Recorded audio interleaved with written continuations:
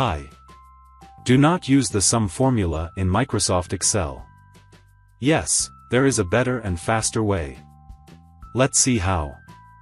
I have opened an Excel sheet, and I have some data in the Excel. I want to calculate the sums of data 1, 2, and 3. Usually, we will use the sum function for it, like this.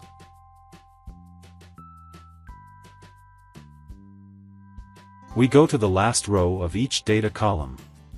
Use the sum function. Select the sum range. And get the answer. And we do this for all 3 data columns. Now, imagine if there were tens of such data columns. Will you do all this for every column, and waste your time? Now, let's see a better way to find the sum. Simply select all these data cells. Then, click Alt and equal to button on the keyboard. And magic! The sum of all the columns is now present on their respective last rows. I hope this trick helps you. Thanks for watching.